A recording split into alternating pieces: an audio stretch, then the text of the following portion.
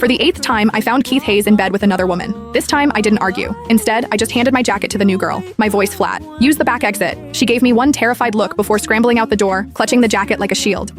Keith, propped against the headboard, watched me, a cigarette already lit. Leave her alone, Amelia. She's different. Actually fragile. It's her birthday tonight, so I'll be staying with her. Don't wait up. I nodded, a cold laugh catching in my throat, because Keith didn't know yet. His new mistress had HIV.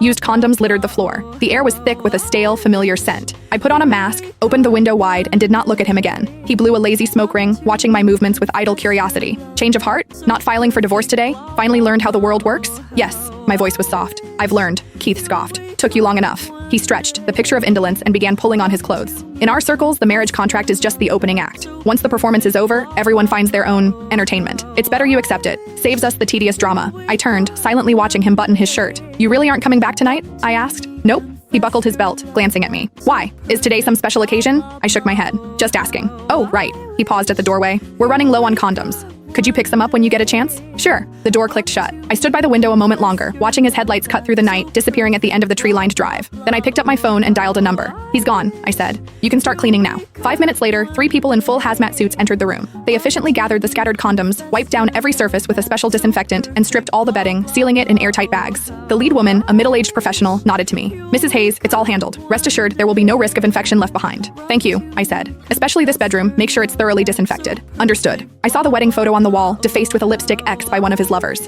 His affairs had cost me 2 pregnancies, leaving me unable to conceive again. I calmly closed the bedroom door, turned, and walked downstairs. On the living room coffee table sat a cake box. I picked up the complimentary candle, stuck it into the cake, and lit it. Keith only remembered that today was his mistress's birthday. He forgot it was mine too. The flame danced. I stared at it for a long time, then blew it out. I had planned to ask for a divorce, but now I didn't want to. I wanted all his assets, all his power. For 5 consecutive days, Keith didn't come home. But his mistress, as if given silent permission, messaged and sent videos to me right on schedule. He said I'm the kind of person he really wants. He said he's been tired of a homebody like you for ages. He's not coming back again tonight. Aren't you lonely sleeping alone? I didn't reply to a single one. I just took my medication on time, had my regular checkups, slept soundly, and instructed my assistant to categorize and archive all her screenshots. On the 6th night, Keith called me. I was at the hospital then, having just finished a series of tests, sitting on a bench in the hallway, waiting for the results. His voice on the phone was hoarse, tinged with the breathlessness of overindulgence. Amelia, he called my name. Someone's been snapping pictures of Chloe and me lately. There's an interview tomorrow. I need you to come to the office and help her clear things up. I was silent for 2 seconds. Clear what up? Just say it was all a misunderstanding, that she's just a student I'm sponsoring and you were there too. He paused. You know, she's young. She can't handle all this public scrutiny. I looked down at the needle marks on the back of my hand that hadn't quite faded.